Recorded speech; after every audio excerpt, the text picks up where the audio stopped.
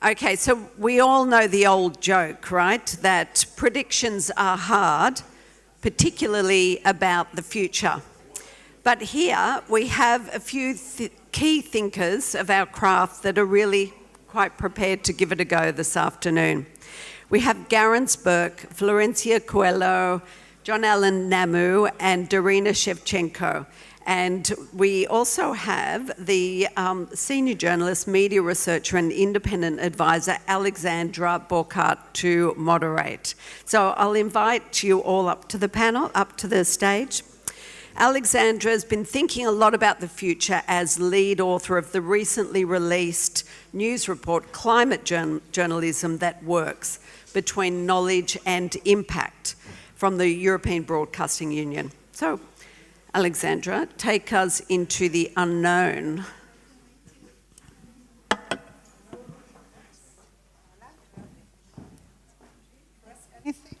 Now, right? Yeah, very warm welcome for this to this closing panel. That will be quite something because I have this wonderful, really, truly international, almost across the world cast. No, don't. No, Asia is missing, I think. So let's welcome everyone. There's Garance from AP.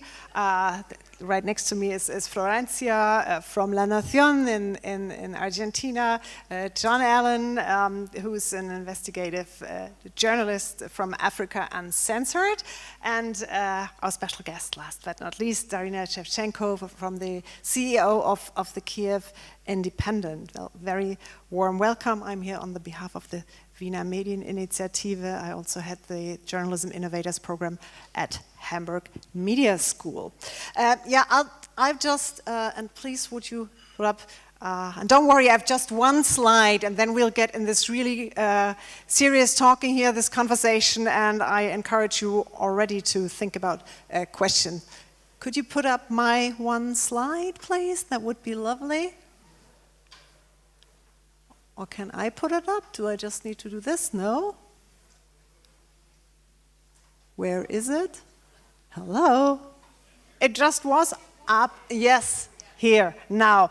Yes, and I just, this is about what's next for journalism, and I just tried to come up with a to-do list, and we'll discuss several topics of that to-do list. So this will be like being in a restaurant, ordering different things from a menu, different topics. But I have a to-do list here, and please complement the to-do list in your mind, because I came up with right away with 7 things, and then I decided to stop, because obviously there's a lot more, but I feel free to add to the list.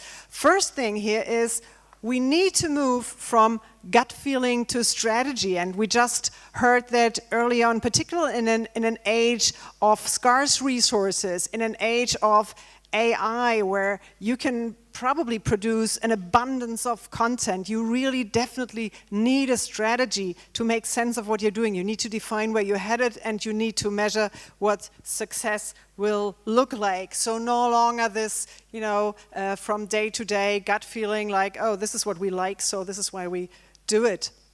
Yeah, then the tech topic was all pervasive here, and we need to get from tech dependence to tech mastery, which is extremely important. Obviously, we will never ever be independent of tech, and Charlie Beckett said that yesterday, that obviously journalism has always been dependent on tech, on printing presses, on broadcasting systems, on now in the past few decades or years, decades, on platforms. But still, there's no reason we can't be masters of this tech. And we heard earlier this morning in the TikTok panel, for example, that colleague from Deutsche Welle, Johanna Rüdiger, she said, don't produce for TikTok, but they're specialized in short-form video storytelling, so that they can move from platform to platform. So really, you need to master tech very well. Yeah, this is also very important, from chasing the agenda to setting the agenda, and you realize I'm always doing these from-to statements, which I encourage my clients to do in strategic thinking. Where are you at now, and where you headed? From chasing the agenda to setting the agenda, also very important, because we learned a lot about investigative journalism that will be so much more defining in that age, where with an abundance of content, and investigative journalism is so much more about setting the agenda rather than just striving for reach by chasing the agenda. Next point is from serving the public, or this imagined public that used to be in our minds actually only as journalists, to serving and engaging with audiences. Because in fact, the public that we felt we have been serving was very often a very small share of the population, an elite public. And we learned on panels today that actually there are huge parts of the public that have been neglected. We learned that in that local journalism panel, because actually there have always been parts of the public that were not reached by journalism. Agnes Stenbaum of Shipset yesterday talked about news outsiders. So serving and engaging with audiences and strategically thinking about these audiences when you approach them, very important. This one is probably a hard one, and it's a much debated subject in journalism, and I called it, from both sides, objectivity to informed reporting, and I might add value-informed reporting, or at least North Star value-informed reporting, because something like human rights or knowledge about climate change and the preservation of the planet, or the preservation of democracy should be our North Stars as journalists, and we can't just surrender those to the both sides journalism that was praised so much in former times. But that's been a huge debate in journalism, and I'm sure this debate will be led a lot further.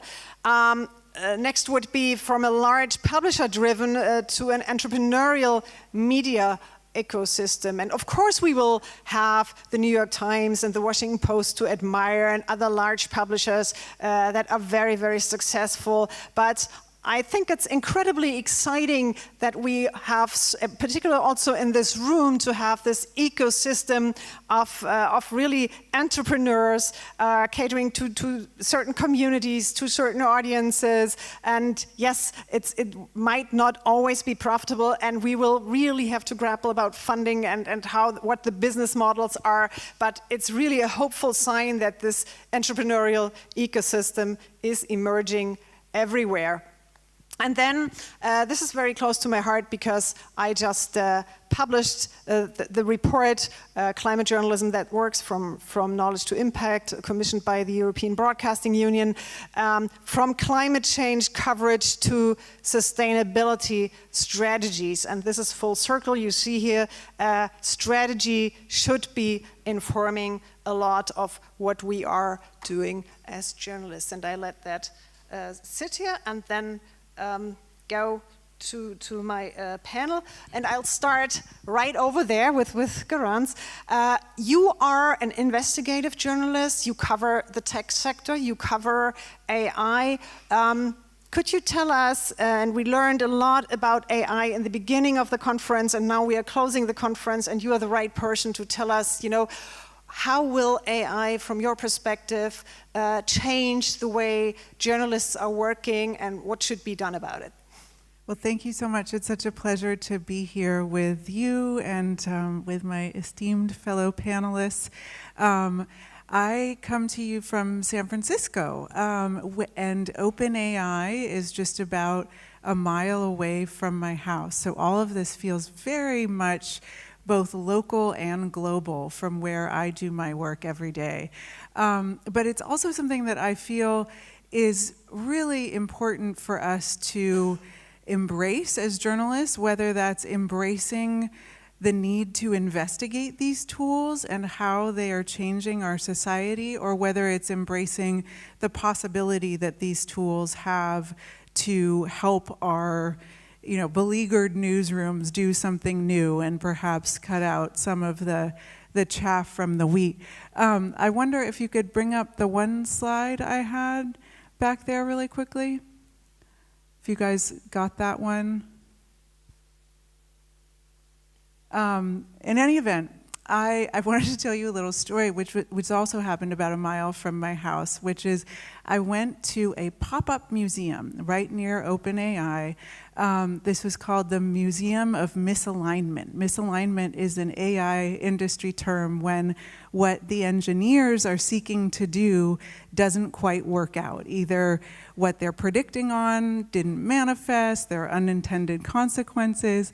And so artists were trying to visualize and make very easy to understand what AI is for this public wandering in from the park on a Saturday afternoon. And what they came up with to really try to tell the public what AI is something called a spam bot. So Julia started us out with the idea of poetry bots, that these are simply machines that produce poetry. But I don't know if the slide will show, but what this is it's a little can of Spam. Are you familiar? This is a very American concept with preserved meat. And it just has little arms, and it's programmed to touch keys, and it waits very patiently for the program that hits its left arm and hits its right arm to mark each of these 4 little keys. That's all it does. So I just thought, it's so cute and it's helpful to think about. This is not an intimidating, technology that is out of our grasp as journalists. This is, a robot that essentially we can harness to power our journalism, to use the vast reams of text and photos that we produced for new aims. And it's also a tool under whose hood we can really start to tinker. It's really not intimidating to think about getting inside of that can, right? So my aim here is to just encourage us all to do deeper investigations of AI and to really test out these bots, take them for a test run, see what programming lives inside, understand how they work, who they're impacting, if the models are intended, are performing as intended, and then also to think about the many ways in which creatively this could help our organizations in this difficult time. Yeah, you said when we talked earlier, you said AI is everyone's beat. It should be everyone's beat. Maybe, you could encourage everyone here. Or what, for example, lots of people here from small newsrooms. What should they not be missing out on now? What should they really do right now when they step out of this door on their to-do list for a Monday morning? Well, I think just having a better sense as to which of these tools or models is being used right now on your beat. In climate, for instance, another one of our themes, there are AI applications that aim to, through machine learning, understand which parts of a power plant have higher emissions, and then to, tinker with that to bring down the overall emissions of the plant. In child welfare, there are algorithms that help government agencies decide which children should be adopted or sent to foster care. In healthcare, if that's your beat, there were algorithms that were used to decide who received a vaccine and who had to wait farther down in the queue. In business, there's all sorts of ways in which financial companies are using machine learning to determine, different insurance rates for different kinds of customers. And I think all of this really bears our scrutiny as members of the press. I think that really is the strategy that will set us apart and help us connect more with audiences. We found that some of the stories that we did on the track series that I led for the Associated Press with colleagues around the world last year had some of the highest engagement scores of all of our stories, because people are really looking for a way to understand their world and how these digital privacy concerns and fairness concerns, real sort of basic moral issues, connect with the phone that's in their pocket and connect with their family or their community. So AP is working on some guidance for the industry. We'll have more on that to come, but I think that this is an opportunity where we can all really help educate one another and collaborate to do greater investigations across journalistic beats. Yeah, so you said AP, that you also said earlier in our talk, AP has resources also for small newsrooms so that people could find what you were just talking about with AP? Yes, this is on the product side, so I'm on the editorial side, Sure. but on the product side, we have a team that's working on AI solutions for small newsrooms. So if that's of interest to anyone, I'd encourage you to check out what the Associated Press is working on in an effort to help both support and lead the industry in using these tools in a way that's ethically appropriate and hopefully bring some new creative solutions to some of our perennial funding and coverage issues. Yeah, of course, there are more resources out there, and you remember, just in case someone didn't listen to Charlie Beckett yesterday, the London School of Economics has this Journalism AI project where all the resources are for free, so that is another thing you can use. Let me move here to Florencia. You are also a training editor, you're head of research and training at La Nación. How do you think journalism education needs to change to account for these new possibilities and opportunities, risks, whatever? Spreadsheets. Like spreadsheets should be mandatory in first year of journalism schools and be in newsroom trainings because most journalists, at least in Argentina, they don't like numbers, so they go to law school or journalism school. And we definitely, to be good reporters, need to understand how to use spreadsheets. So that would be my first advice. And who of you can master spreadsheets? Raise your hands. Not masters, like 10 functions. Okay. Okay. It's not that hard, really, but not even just for incoming journalists. It's even something you can learn later in life, right? And also, I would say alphabetization and how to work with developers. So to understand their logics, technologies will change or adapt, appear new opportunities, but how developers work or how you can team with them is another, I think, important asset that you can get at journalism school if you don't get it at your newsroom to work with them. And as Garan says, alphabetization about AI, what can do, and also climate change. We are working on a project I was hired at La Nación like 17 years ago. I was the teacher of the internet for the newsroom and the directors of the company.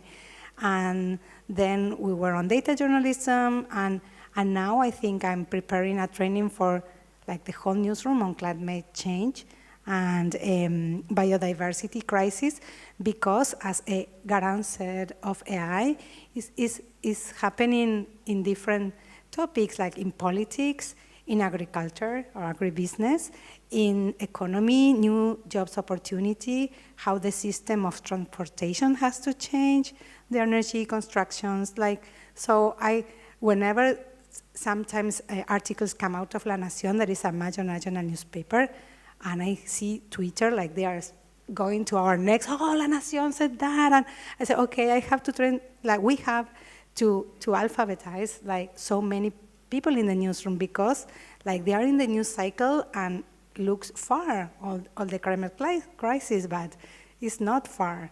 Like we have an international commitment with the Paris Agreement, and I think our strategy at La Nación has to be how we are going to work the next 7 years until the 2030, how we are going to improve our coverage on this and to help our audience make decisions, businessmen that read our national newspaper, politicians that have to take the decisions on public policy.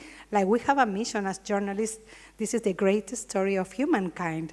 Like corruption we have since crisis times, no? But this climate change that we have like a clock ticking, like, hey, we have to, like, we know we are in the business of, like in the new cycle of elections, of inflation in Argentina is 100%. You talk about annual, you talk about climate change and say, hello, I can pay my bills because it costs like 10% more than last month, but we won't be here, like humankind is threatened. The planet will be here, like other planets are in the solar system without humankind inside them, no? So it looks like something fatalistic, what I'm saying, but we really should care about these issues. So training in climate issues and glossaries. And Okay, so we have already two things on the to-do list. Every reporter needs to do that. Every editor, like be literate on AI, be literate on climate change. So a lot to do. John Allen, I moving to you. You were just nodding. You were nodding when AI was mentioned. You were nodding when climate change was mentioned. You are an investigative reporter, and you founded that. The outlet, Africa Uncensored, that is an investigative outlet. Where does it tie in with investigative journalism? Will all of journalism be investigative in the future? Because all the rest will be just, content that people can get from everywhere? Well, I think parts of it will be. And I think what the interesting thing about investigative journalism, and it's interesting that you had the to-do list of, running away from objectivity to, more informed journalism. That, for me, is where investigative journalism has sat for the longest time. We don't see the world in an objective way. We see it as having something wrong, and there's a certain value that we're working towards. And therefore, I think all journalism, in a sense, or at least major parts of it, need to be informed in this same way. And for me, the usefulness of looking at the world in this way is that way you're coming up with things that are more intrinsically useful to your audiences, right? So you're helping them make sense of what's happening around them, even if it's investigative journalism at the community level. The goal, the ultimate objective is that I should get something out of the hard access that the investigative journalist is affording to me. And all of these things, artificial intelligence, for instance, is a tool to help you get there. I think, yes, it's important for us to think about artificial intelligence and start to inculcate that in terms of training, to think of data and start to inculcate that in terms of the education of the journalist in being able to do their jobs. But at the very end of the line, what are we trying to do? We're trying to give our audiences better context, better relatability to these kind of faraway things, and to answer questions for them that leave them less helpless, and start to change that metric. I think there was one of the presenters earlier, I think yesterday, who showed the figure about 32% of people disengaging from the news. I think that's a number that's responding to the fact that you can't really do anything with the kind of news that you're being given on a daily basis. It's overwhelming. So, but if it were more useful, if you could draw some context from it and you use these kinds of tools to do so, then yes, then I think more journalism would be useful, more journalism would be paid for. This I'm saying anecdotally because, I'm in a room full of journalists who do useful stuff but are still struggling, right? But ultimately, that's the hope, that if people took this kind of investigative approach to their journalism, then it's kind of a no-brainer that AI, data, and all of these new and interesting tools would then become something that drives towards that objective. Yeah. Very often people feel like when they hear investigative journalism, they always think like, oh gee, do we have to do Panama Papers now? I used to work for Süddeutsche Zeitung, so it's very big in my mind. Or what we learned earlier, the investigation on the chemicals and big time stuff. Does investigative journalism always have to be like, super big projects, dangerous projects, or can it also be your day-to-day investigation of day-to-day topics? For sure, it can be, and I think in many instances, what you're hearing from the public is that it should be.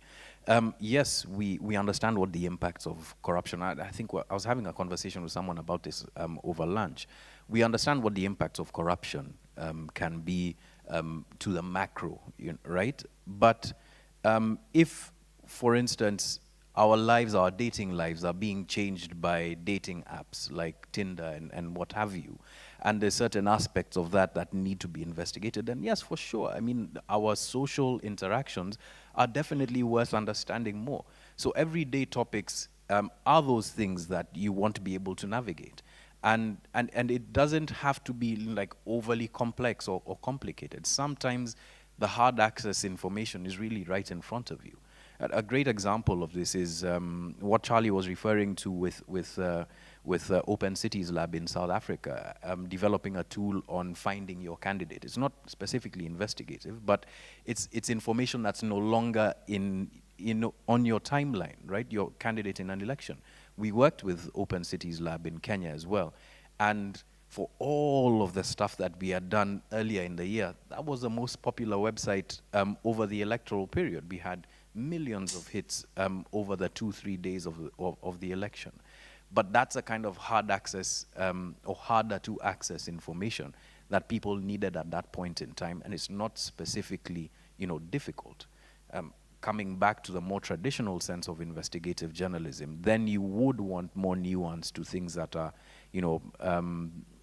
that you interact with on a daily basis, so that there's some sort of manual for how to be able to live your life, or at least to add to your own knowledge of it.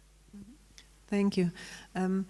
Darina, when you listen here to AI being discussed, climate change, climate reporting being discussed, that is definitely the biggest predictable risk for humankind.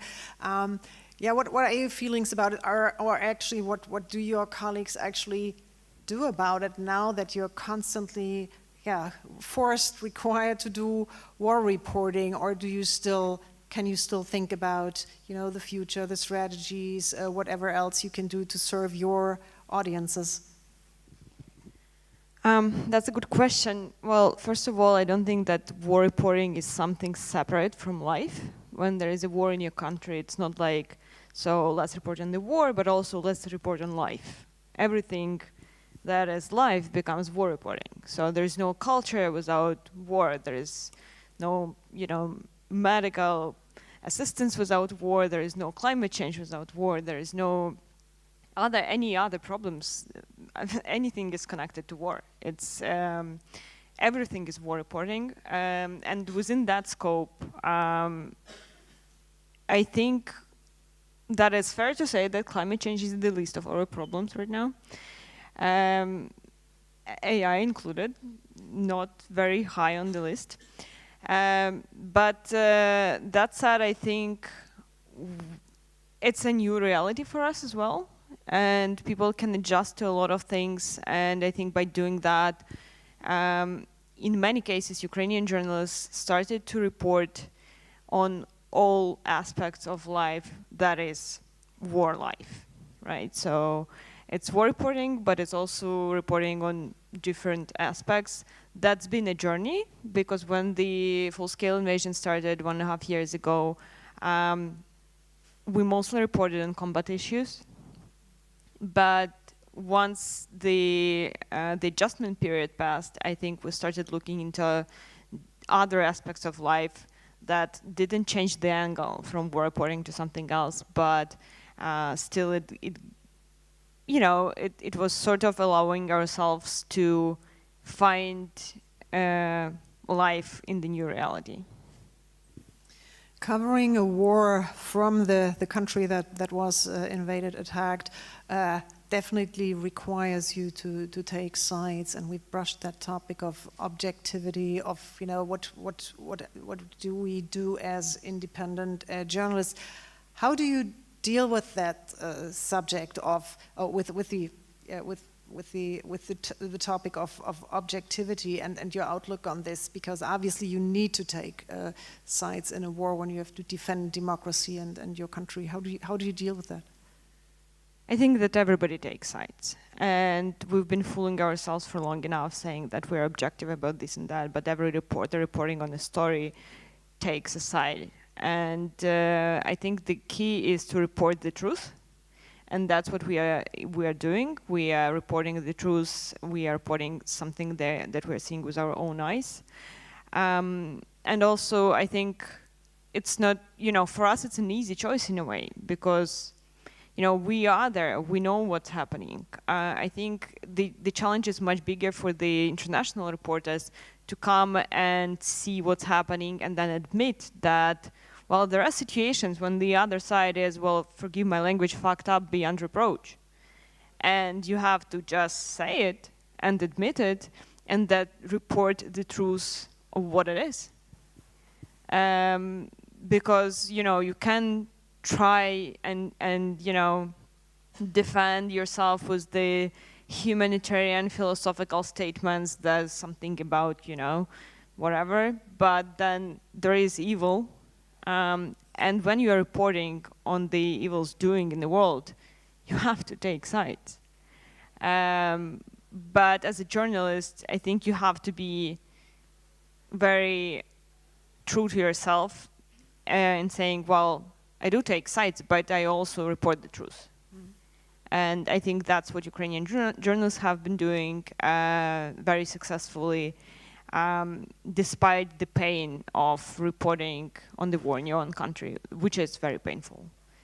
Do you discuss this in the newsroom? Do you discuss, how much can you celebrate a victory of the Ukrainian side? And forgive me the comparison, but it's like the discussion in the sports department, like how much can you cheer your home team? Do you discuss that in the newsroom, or is that pretty clear that, this is, you cheer your home team, obviously?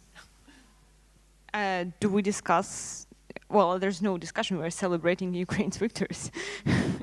I don't think that there would be someone who would be like, yeah, but let's talk about it as journalists. Should we feel happy about it? No. No, I mean, do you discuss objectivity and how much do you have to cover the other side, whatever?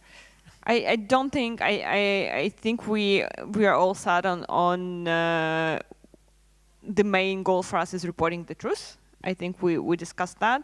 I think the bigger discussion for us was, well, not just for us, I think for many Ukrainian newsrooms. So do we at the same time report on the misconduct of our own government and our own country? And that is a hard question. Well, because the country is at war, the government, being a government, obviously is pushing us for, not to do that. But the discussion we had was very simple and very short in a sense, because we do believe that critical reporting on our own country is helping our own country. Well, it's essentially preventing us from becoming something like Russia, right? So there is no, big debate whether we should or shouldn't do that. We know that we should. And we know that it's helping, even though, our government might not like it, in the moment, even though we might be criticized by the society or some communities and, called traitors or something. But deep down, we know that to build a democracy, you need strong critical journalism, and that's what we are. We signed up for that from the very beginning, and no war will change that. Because I think the Ukraine's victories and, all the cheering that's happening around Ukraine and saying, Ukraine unexpectedly stood up to Russia. Well, it's not unexpected to us. That's because we've been building this democracy also by critical reporting, by building a strong civil society that is built on the basis of critical reporting. So we know what results it can bring, and we know how far it got us, and we are not giving up on that. Yeah, and you know that so many of your people are prepared to die for democracy, which is probably also, confirms what you're saying. Garance, when you talk about at AP, at the Associated Press, about objectivity, it's a news agency. So I was raised, I did my traineeship in a news agency, the German press agency. So you're supposed to be entirely objective, no opinions, no bias, whatever. How do you discuss that topic in your newsroom? Because it is a big topic. A.G. Salzberger recently wrote this essay, this long essay, it's almost a book, in Columbia Journalism Review, and many other people, even the old Watergate reporters now, or the Watergate editors, talk about maybe objectivity as we learned it is not possible any longer. How do you discuss that at AP? Well, we often talk about practicing rigorous fact-based journalism, and that is really our North Star.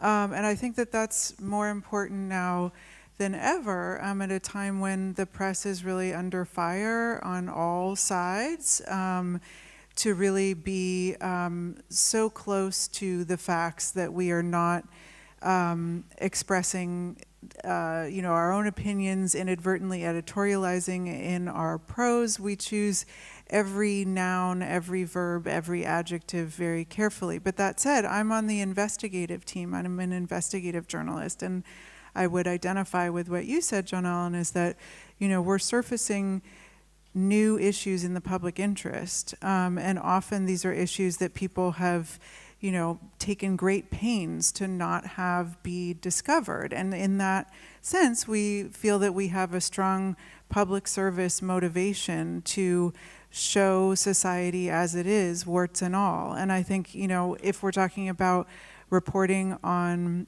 AI, for example, there's actually a war connection as well. And in the US, some journalists who've reported on some of the AI companies that have a lot of influence at the Pentagon, for example, and the AI research to guide drones that are being deployed in Ukraine have been criticized of, oh, you're really letting China win on this one, right? And I think that it's a false dichotomy. I think our job is really to report the world as it is, and particularly when it comes to AI, to be transparent about what we know and don't know, and to be as specific and rigorous and document as much as possible. I think one thing that's been interesting to me is to work with some of the new technologies that are being piloted to help journalists authenticate what they're finding, to really display more of the documents. There's some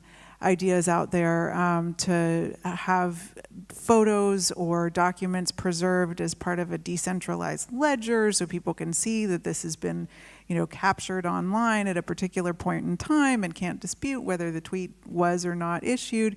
So I think that there's ways that technology can help us be more transparent with our audiences, and in turn, that's what we need to do in order to keep their trust, is to show our work, especially when it comes to very, very technical issues like AI. But that's when we've seen that our work has had impact, because if you do work that stands up to criticism from all sides, hopefully you can help inform the policy conversation, because so little of this is regulated. So we've seen that when we're able to do that in a way that's rigorous and fact-based, then often the policy will follow and cite the work.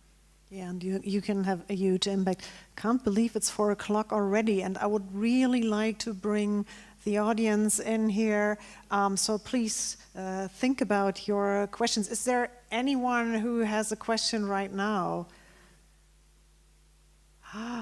It's late, right? It's the afternoon. Think about your questions. I'll get back to you in a few seconds. So if there is a question, please let me know.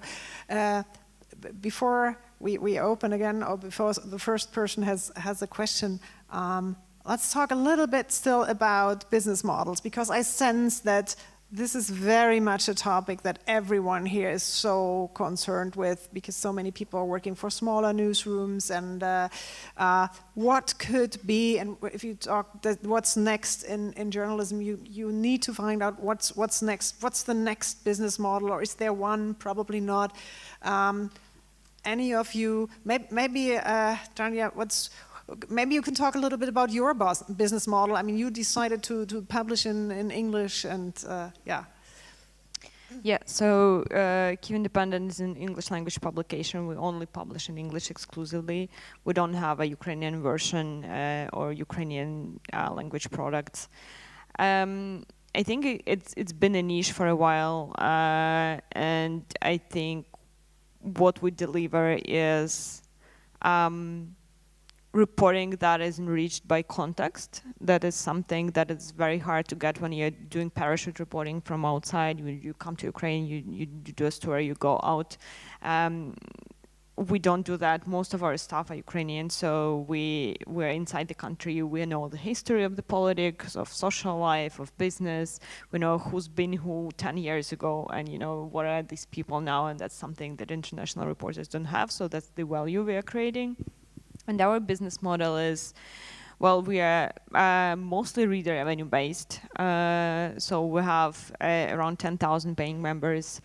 Also, I think around 40,000 people supported us with one-time donations over the last year and a half, or a year probably. But that said, I am a big believer in diversification. I don't think that it is particularly smart in this time, in this, I don't know, century, to be dependent on one revenue stream. Whatever that revenue stream is, there are no perfect revenue streams. I've seen how advertising market died overnight in Ukraine, and it just collapsed. And I know media outlets who were 100% dependent on the advertising. They were proud of it. They would make good money. They would develop and grow, and but in just a few months, they have to just eat up all their, cash cushions and, just be left without anything.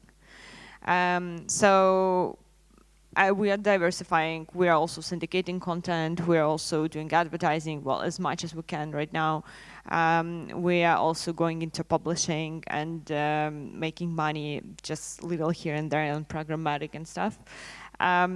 I think it's important to have the way to, we also have donor funding. Part of it, we also have private donations.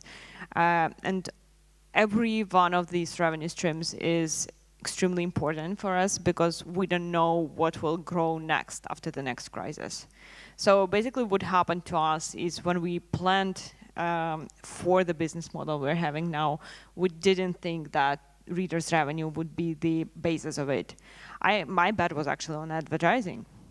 But, well, in just a few months, it became clear that it's not advertising, that advertisers, cut their budgets or, cut off their budgets for marketing, I would say, and there's nothing.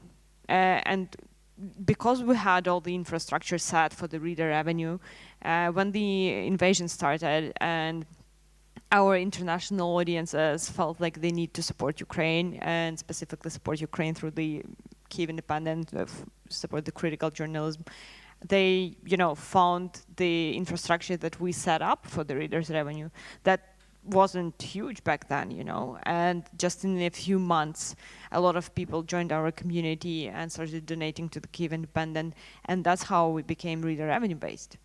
So I think it's smart now to make sure that you are investing enough resources to set up the infrastructure and the thinking for different revenue streams that you can be covering that are, corresponding well with your values and whatever you do in the, as a publisher. And then just be ready to see what's working in this particular period of time and then invest more resources into that.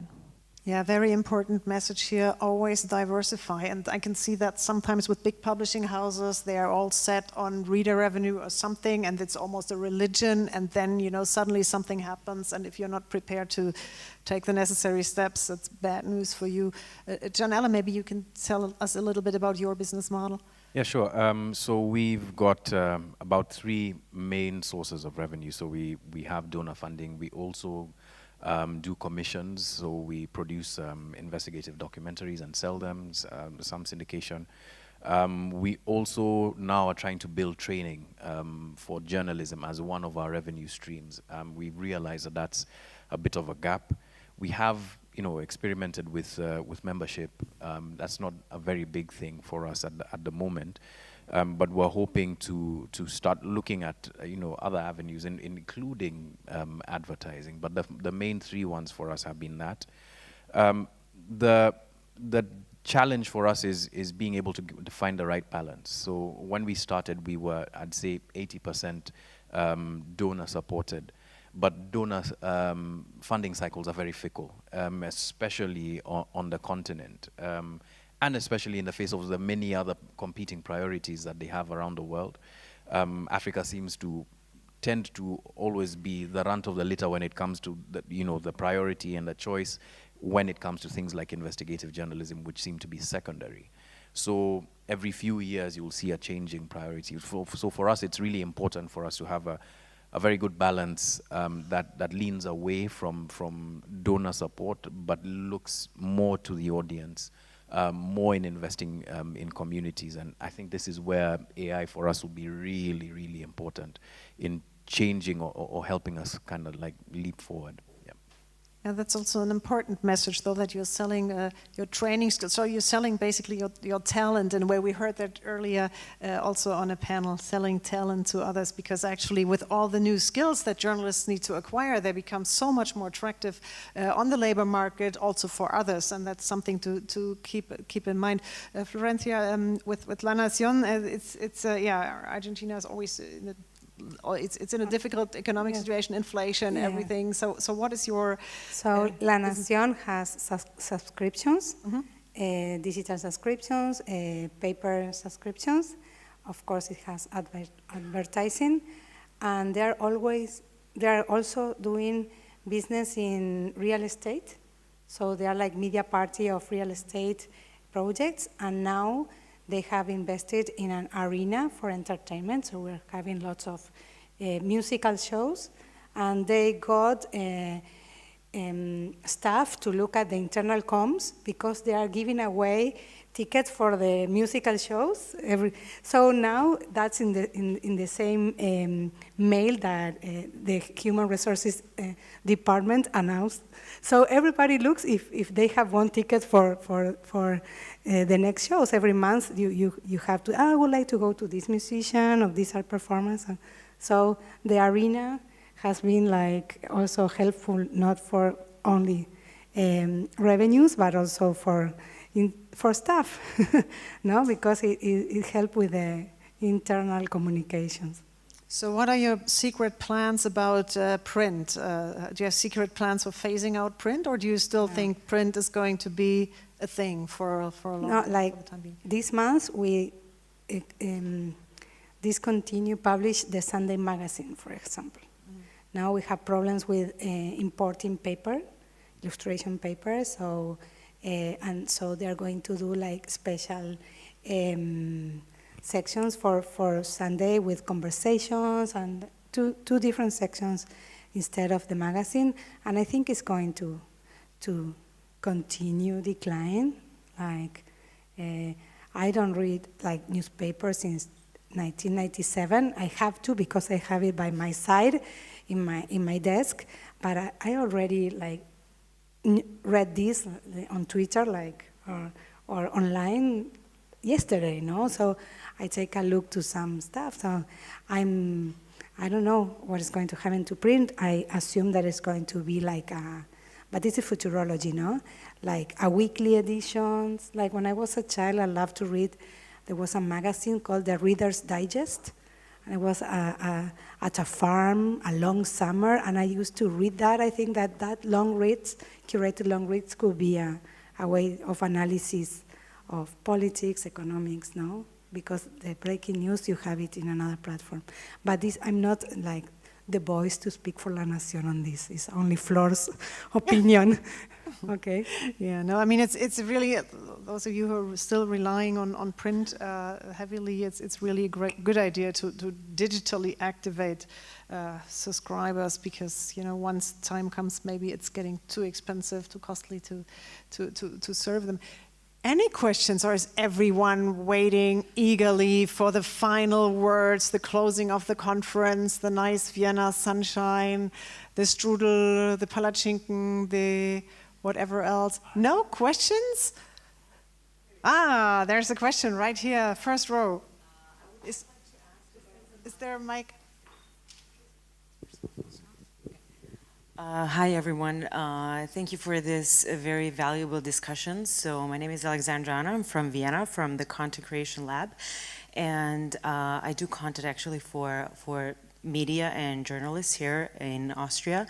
So I would be very much interested in your experience in AI. What kind of applications, apps do you use in AI that are ethically okay to use in investigative journalism? If you could share a couple of apps and yeah, just examples. I mean, yeah. Sure. Well, I can speak from personal experience. After the January 6th insurrection, we were leaked a huge archive of the social media site Parler, if anyone remembers that one. And it was just so much data. There was no way that we could go through it, you know, to review post by post what had been talked about in the days leading up to January 6th. And so we ended up partnering with an AI company in Silicon Valley that helped us to build an algorithm to parse through this massive social media platforms archive that came to us as a leak. And that was extremely helpful to be able to devise the algorithm to take out, you know, the messages and posts from particular users that we were most interested in. I think, you know, you've heard from Lighthouse reports over the course of this conference and Julia's work. I think there's a lot that we can do using machine learning, computer vision. There's a lot of amazing OSINT work that's been done in Ukraine with the assistance of AI-powered technologies, sort of a la Bellingcat, right, that can help us really identify areas that are ripe for journalistic inquiry. And so I think that's hugely promising. But again, it's sort of this element of really understanding how these models work so that we can apply them in our journalism, so that we can investigate these models and their sometimes disparate impacts in our society, particularly in communities of color and in marginalized populations, and then also understand these models well enough so that we can apply them, you know, perhaps to generate new revenue streams or to, you know, do different kinds of work that wasn't possible before. But I think that basic understanding of what goes into the model is really important so that you can proceed ahead ethically with whatever application you seek to make of it. That would be my 2 cents, if anyone else has any ideas. I don't think that, I think AI that is creating content, well, first of all, it's just not good yet. So it's unethical because it just sucks at this point of its development. But the AI that helps you find the patterns or parse through big data or something like that, I think it's ethical to use, and everything that is out there to help you do the low value work, you know, I don't know, create, you know, SEO titles or stuff like that. I think that's all right to use in any kind of work, investigative journalism or not. Yeah, for us, with some of our follow the money investigations, we've used OCCRP's Aleph tool to help us with you know, network analysis. We've used other stuff like for, you know, I don't know if it's AI really, but, you know, stuff like Invid, Tinai, just to be able to help with fact checking of posts and stuff that we'd have in our investigations. But like she said, things like ChatGPT, etc., I don't think are good enough to start, you know, using or including in investigations. Maybe to play around with to help simplify or to, you know, to shorten the amount of time that you have to get a framework of the kind of research that you'd need to look into at this point in time. But I don't think you can include it, you know, at the end, at the final, at that production stage of your storytelling. But largely, it's been those two. Okay, so that's the advice for Monday morning, the latest. Sit down and do that list, you know. What do I need to do in AI? What do I need to know? What do I need to invest in? What do I need to think about? Should I not use it for yet, maybe? So that is the future of journalism, only part of it. We could only touch certain aspects of it, but now the floor is there for Jackie to close the conference. Thank you so much, everyone here on that panel. I would have loved to discuss even longer, Yeah. but that's what we could do.